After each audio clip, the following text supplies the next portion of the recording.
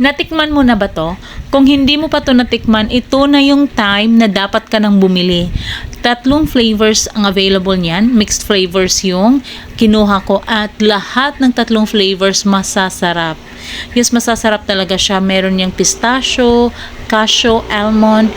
Kung kumakain ka ng cornetto, ito yung pinakadulo ng cornetto. 'Di ba lagi nating nilalasap yung pinakadulo dahil masarap siya.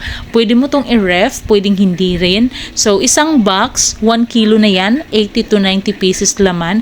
Pwede mo rin yung ibenta, may tubo ka pa. Alam mo ba may mga nagbibenta dito malapit sa school, laging na out of stock dahil marami talaga naghahanap.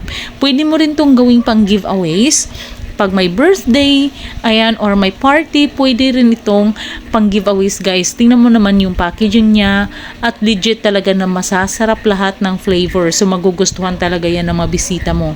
Kaya kung gusto mo rin, i-click mo yung yellow basket para maka-order ka. Ang bilis lang ng delivery.